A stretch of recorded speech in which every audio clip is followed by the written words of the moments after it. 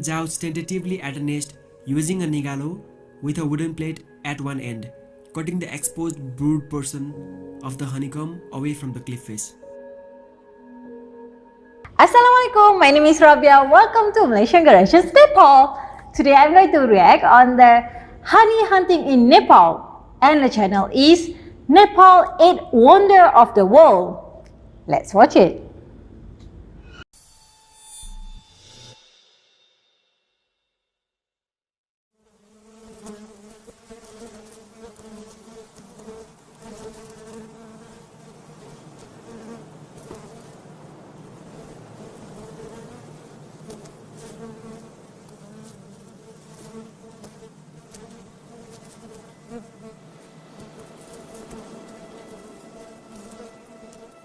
In the foothills of the Himalayas in Nepal, there lives a brave tribe of Gurung who would risk their lives climbing 300 feet in a bamboo rope and harvest honey from one of the biggest and most dangerous honeybees in the world, the great Himalayan giant honeybees. We began our journey from the capital city of Nepal, Kathmandu. We rode through Muglin, Dumre and Bhoteodar. From Bhoteodar, it was completely off-road on the hills. It was already dark and it was raining all the time. The road became muddy and slippery. You can see the conditions of our bike, and of course, our shoes explain the difficulties of our journey. It took about 4 hours to reach Chotikhola, where we spent our first night. Our hotel rooms were already booked and delicious food in local hospitality made our day. Good morning everyone.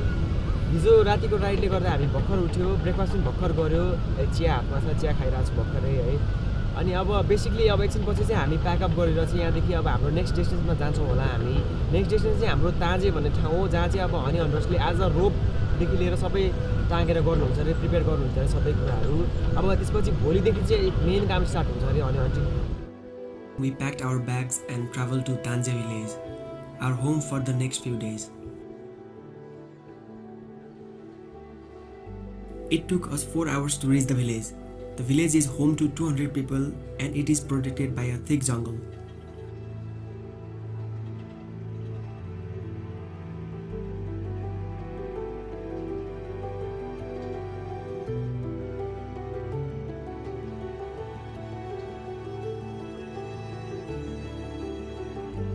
Most of the inhabitants are farmers cultivating rice, corn and vegetables.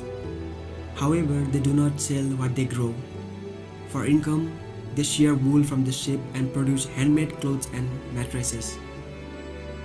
Life is not easy in many parts of Nepal, but in this foggy air, we definitely could feel the warmth, kindness, affection and the indomitable spirit of these people.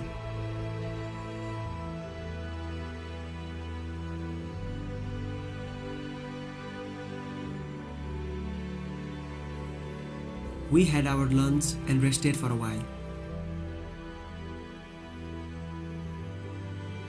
According to local people, about 200 years ago, two tribes of Gurungs and Ghalis left Tibet searching for a new settlement. Then they found a valley with agricultural lands but dominated by the tallest hills. This is the place where they ruled and practiced one of the most challenging occupations in the world, the high cliff honey hunting. They started to collect wild honey and began trading, and in no time, honey hunting became their pride and tradition.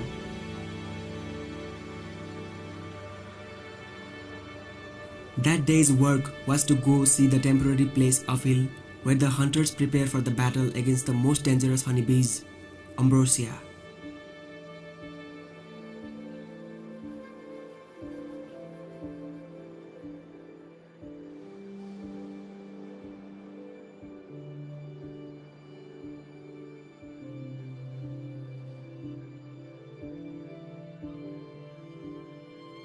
The hunters work in a democratic system. They divide their tasks to each individual. This time, 18 daredevils will conquer the cliff.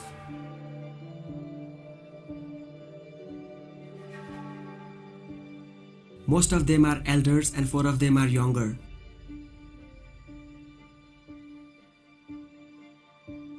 Few of them started working on preparing the ropes made up of braided strips of bamboo.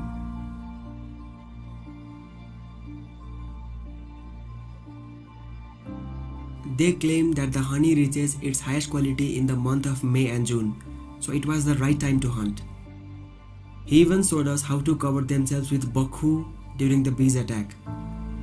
Despite the speculation that there might be an end to the traditional honey hunting, they believe that it will be carried out by new generations and will continue for ages.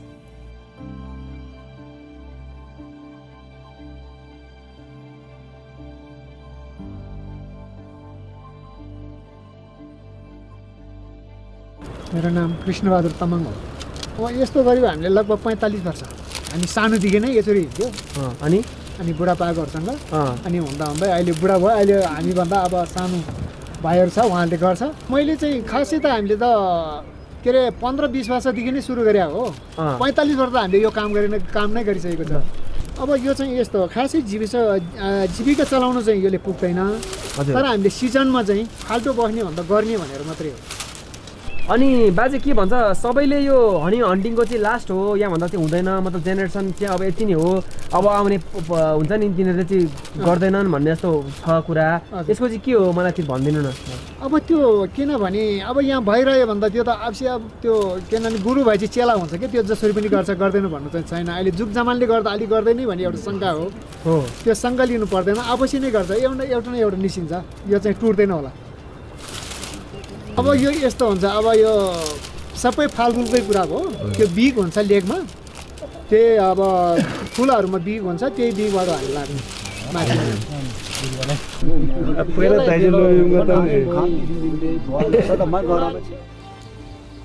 We returned back to the Tanje village and we spent the night there.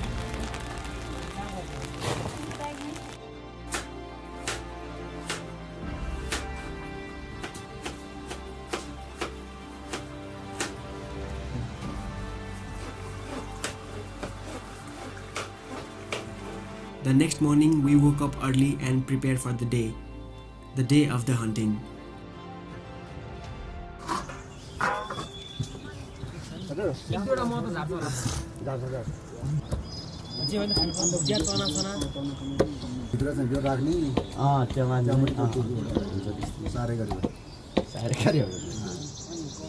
The ladder is made up of these ropes, keeping space for fitting the shards of wood prepared by few others using nefo, a special kind of tree.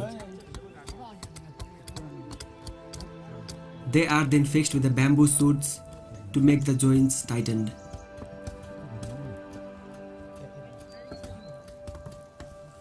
We distributed our t-shirts along with the food packages sponsored by Vosdeals, a company who delivers food in Kathmandu. यस्तो झुम्रो रुम्रो लाग्यो, अहिले यस्तो T-shirt लाउँदा एकदमै खुसी भयो। हजुरले मुरी धन्यवाद छ। सबैजनालाई छ यो लिदिनु भयो। Krishnabahadur Tamang opened his packages and shared the food with his fellow hunters. They loved this nice gesture by Vosdeals and thoroughly enjoyed the food. Everyone started packing up and then they started moving towards the hunting cliffs carrying their respective equipments. Some carried rope, some carried basket, some had ladder on their shoulders.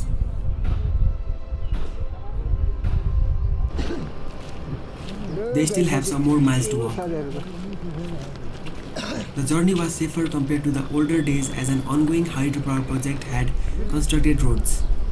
While Krishnabahadur Tamang is filling his gallon with ice-cold natural drinking water, which he will need for sure. Before reaching the cliffs, they had to cross a freezing cold, down-rushing river originated from the mountains nearby, which is also the source of energy for the operation of that hydropower plant. They needed each other's support as it was challenging to cross the river due to big slippery stones.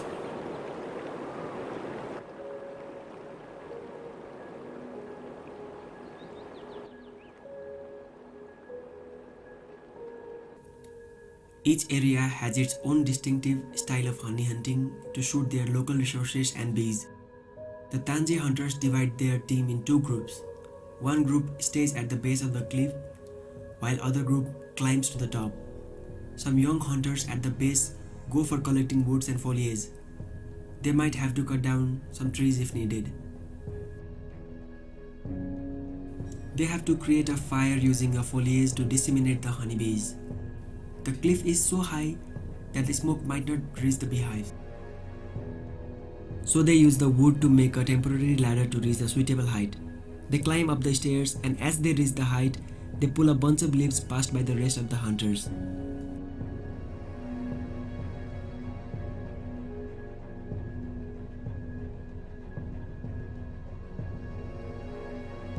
We were quietly observing all their activities sitting on the other side of the river. One of our team members was caught by a leech. We were feeling terribly hungry. Our local friend Manraj Ghale brought something for us to eat. He got us some boiled potatoes, noodles, and biscuits. It was our brunch time.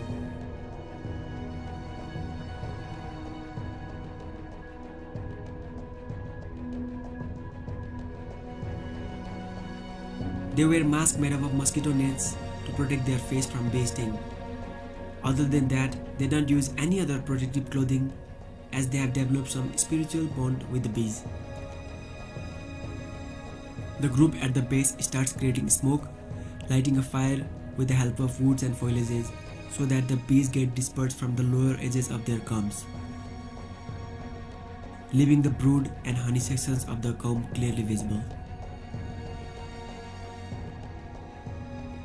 Another group suspends the ladder from the top of the cliff.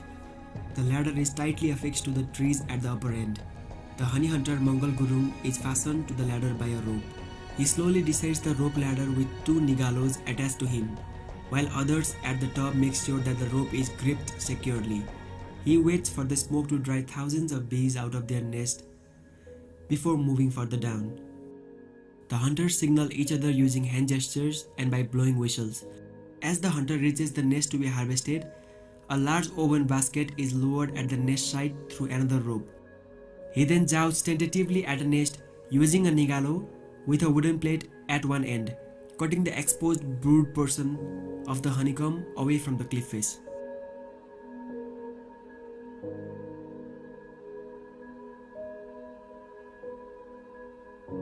The basket is guided by another nigalo to catch the chunks of the honey as they drop down.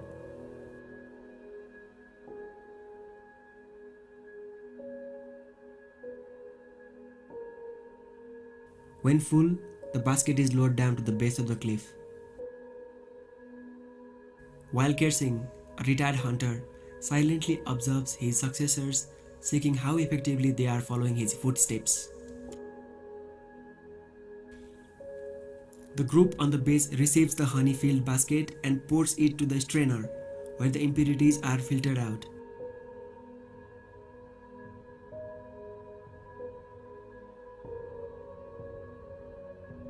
The refined honey then gets collected in the container.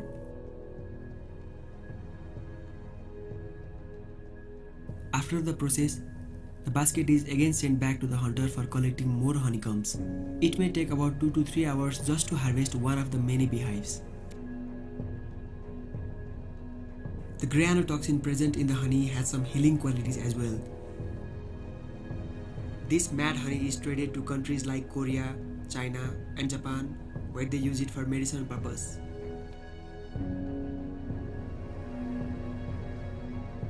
They tasted some honey by themselves and offered us as well.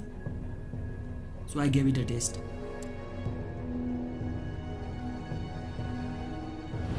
So guys, I'm about to taste the yako honey, eh? Let's see. Nepal. And we took some organic honey with us.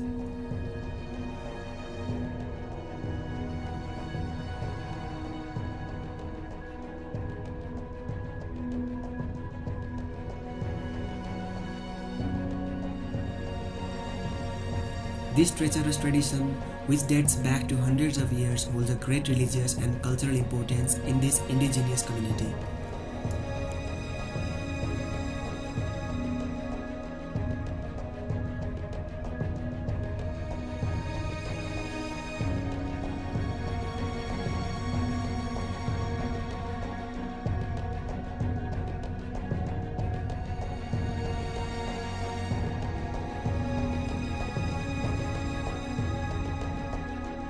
We left the village filled with immense respect for these fearless hunters.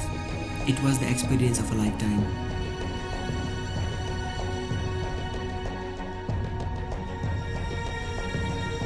For countless travelers across the world, in the past and in the present, the culture and landscape of Nepal have been a dream destination for their exploration, grandeur, and to live up to their imagination. The mystery that lies in its houses, sculptures, plants, and atmosphere had always been a secret for us and most of the world.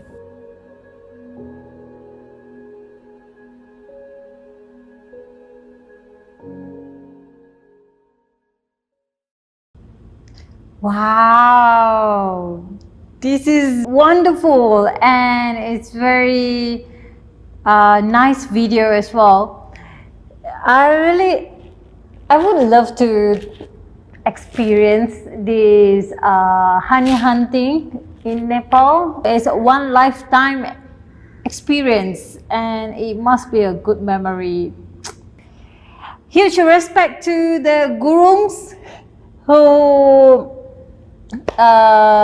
do this honey hunting through generation.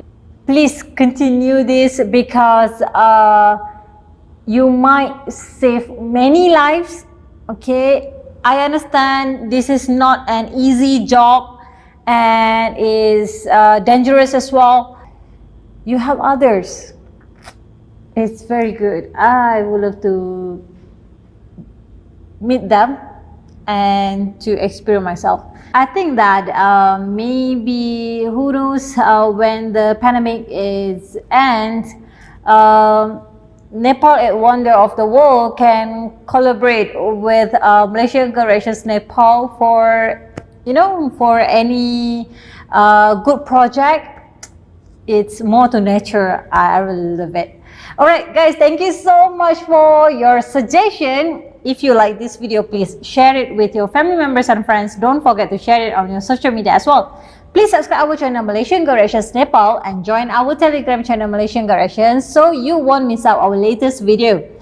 Guys, we are not win yet, okay? Please stay safe, keep your social distance from others and wear your face mask. Use hand sanitizer or wash your hand with a soap oftenly so we can break this coronavirus chain together. Alright, we can do this. Thank you so much. Till next time. Assalamualaikum warahmatullahi wabarakatuh.